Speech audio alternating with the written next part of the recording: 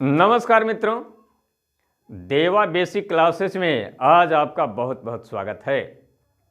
आज मैं आप लोगों को छोटे छोटे जो हिंदी के वाक्य होते हैं उनका ट्रांसलेशन इज एम आर की सहायता से हम कैसे बनाएंगे, इसी पर आज हम लोग विचार करेंगे।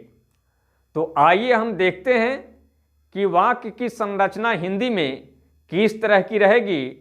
तो उसका ट्रांसलेशन बनाते समय हम इज एम आर का प्रयोग वर्ब टू बी के रूप में करेंगे।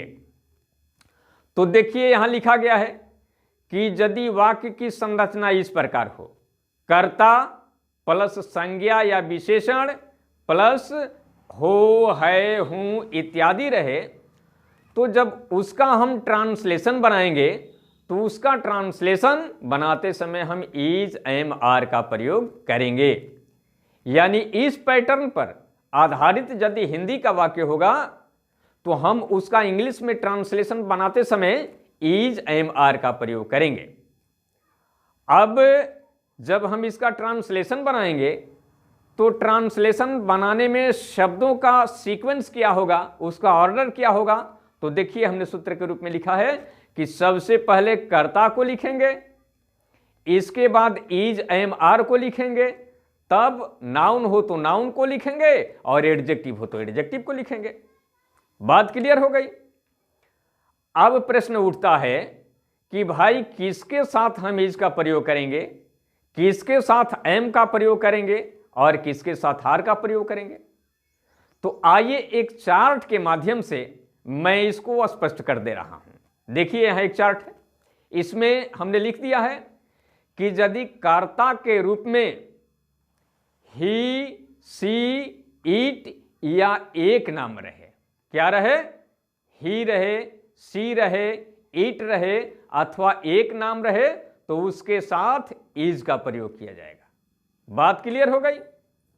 अब देखिए दूसरे नंबर पर लिखा है कि यदि कर्ता के रूप में आई आवे तो आई के साथ एम का प्रयोग किया जाएगा।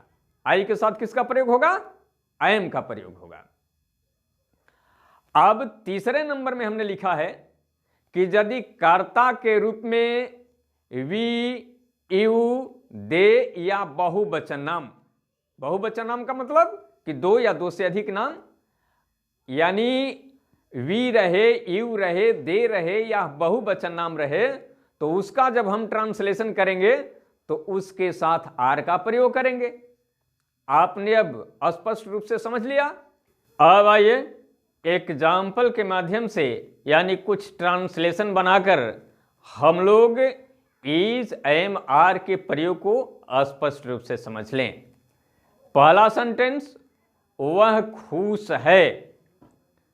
तो जब इसका ट्रांसलेशन हम बनाएंगे तो वह की अंग्रेजी क्या होगी, ही, और ही के साथ किसका प्रयोग होगा, इज का प्रयोग होगा, जैसा कि चार्ट में लिख दिया गया है।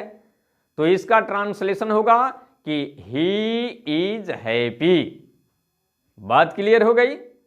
दूसरा एग्जाम्पल, सीता उदास है।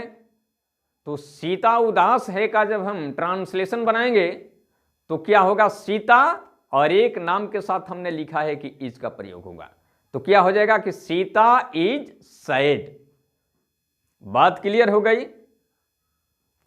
अब एम का प्रयोग हम लोग जाने, जैसे मैं खुश हूं तो क्या हो जाएगा, आई एम हैप्पी। मैं तेज हूं, आई एम इंटेलिजेंट। तो इस तरह एम का प्रयोग किया जाएगा। अब आर के प्रयोग को थोड़ा हम लोग देखें, जैसे हम लोग गरीब हैं, वी आर पुअर, क्योंकि ये लिखा गया है कि वी, यू, दे या बहुवचन नाम के साथ किसका प्रयोग होता है, आर का प्रयोग होता है। इसलिए इसका यानी हम लोग गरीब हैं का ट्रांसलेशन हो जाएगा वी आर पुअर। अगला एग्जांपल, वे लोग छात्र हैं, तो क्या हो जाएगा कि दे आर स्टूडेंट्स। तो इसी तरह से इस पैटर्न पर आधारित वाक्यों का ट्रांसलेशन किया जाएगा। आपने अब अच्छी तरह से ऐसे वाक्यों का ट्रांसलेशन करना जान लिया इस चार्ट के माध्यम से, और इसको आप याद करके अभ्यास कीजिएगा। आज के लिए इतना ही काफ़ी। और अंत में हम आपसे एक छोटी सी विनती करेंगे कि यदि आपने अभी तक हमारे चैनल को सब्सक्राइब न किया हो तो हमारे चैनल को सब्सक्राइब कर दीजिएगा और हमारे वीडियो को अपने दोस्तों के मध्य में भी शेयर कीजिएगा। जय हिंद, जय भारत।